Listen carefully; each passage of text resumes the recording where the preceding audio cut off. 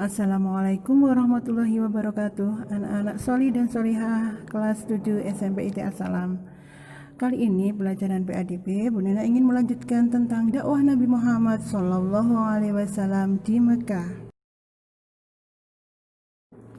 Dengan turunnya wahyu yang kedua, yaitu Quran Surat Al-Mudaththir ayat 1-7, Rasulullah SAW mulai berdakwah secara sembunyi-sembunyi. Nabi mengajak orang-orang yang terdekat agar mereka lebih dahulu percaya kepada seruannya dan mengikuti ajarannya. Tempat dakwahnya adalah di rumah sahabat Arqam bin Abil Arqam Al-Makhzumi. Orang-orang yang pertama kali memeluk agama Islam atau yang dikenal dengan As-Sabiqunal Awwalun adalah yang pertama istri Nabi Muhammad yaitu Khadijah, yang kedua Abu Bakar As-Siddiq, yang ketiga Ali bin Abu Thalib, dan yang keempat adalah Zaid bin Haritsah. Atas bantuan Siti Khadijah dan Abu Bakar As-Siddiq, dari hari ke hari bertambahlah orang-orang yang beriman kepada seruan Nabi Muhammad SAW.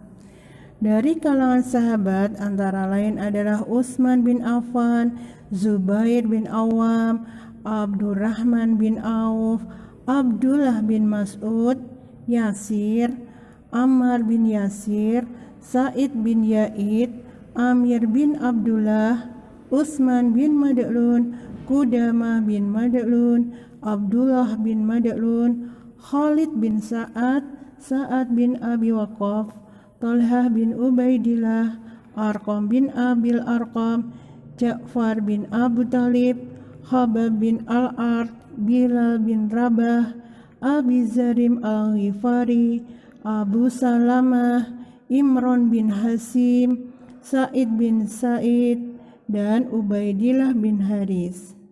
Sedangkan dari kalangan sahabiah antara lain Ummu Aiman, Sofia bin Abdul Muthalib, Lubabah Ummul Fadl binti Haris, Ummu Salamah, Asma binti Abu Bakar, Asma binti Amis, Ratimah binti Khattab, dan Sumiyah atau ibunya Ammar.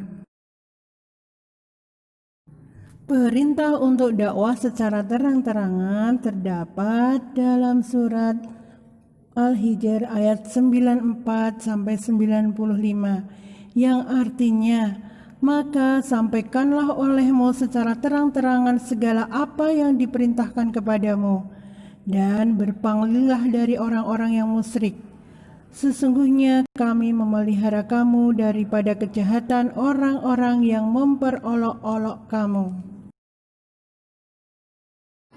Yang kedua dalam Quran Surat Asy-Syu'ara ayat 214-215 yang artinya, dan berilah peringatan kepada kerabat-kerabatmu yang terdekat dan rendahkanlah dirimu terhadap orang-orang yang mengikutimu, yaitu orang-orang yang beriman.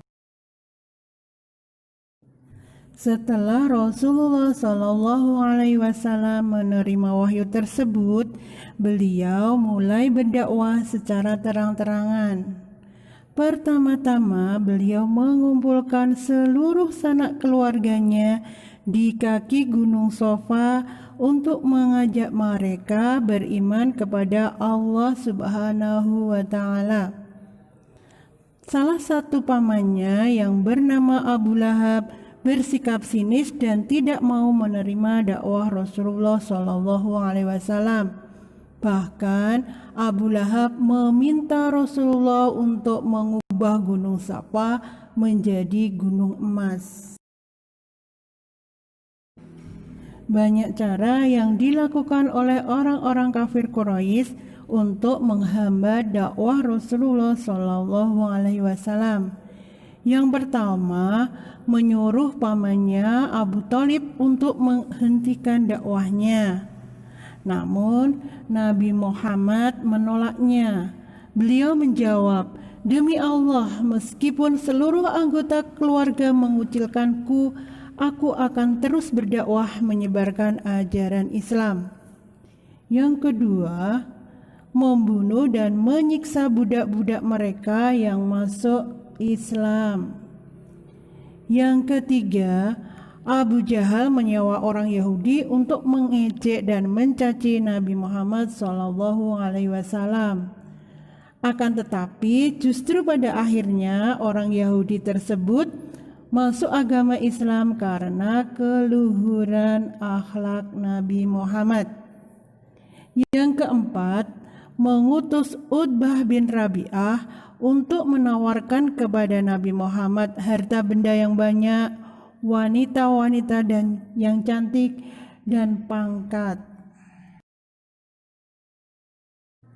Yang kelima, memboikot Nabi Muhammad SAW, Bani Muthalib dan Bani Hasyim, sehingga mereka terkurung di celah-celah kota Mekah yang bernama daerah Sib. Pemboikotan ini selama 3 tahun. Isi pemboikotan ini ditempelkan dan digantung di dinding Ka'bah. Penulisnya bernama Mansur bin Ikrimah. Isinya antara lain, kaum Quraisy tidak akan yang pertama menikahi orang Islam. Yang kedua, kaum Quraisy tidak akan menerima permintaan nikah dari orang Islam. Yang ketiga, kaum Quraisy tidak akan melakukan jual beli dengan orang-orang Islam.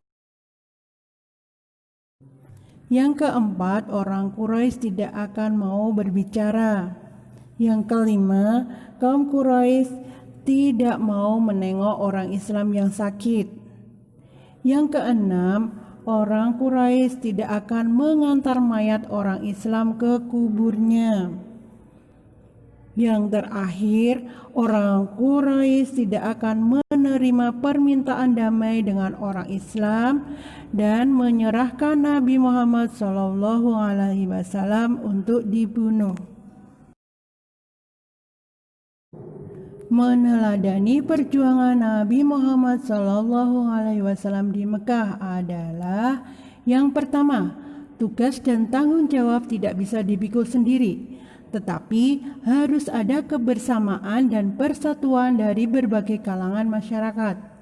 Yang kedua, dalam bergaul kita harus bisa memilih teman yang dapat mengajak kepada hal-hal yang positif dan baik. Ketiga, dalam mengajak teman untuk berbuat baik tidak boleh dengan cara-cara kekerasan, tetapi perlu dengan keteladanan, sabar, lemah lembut, dan kasih sayang. Untuk pertemuan kali ini, Bu Nana cukupkan sekian dulu.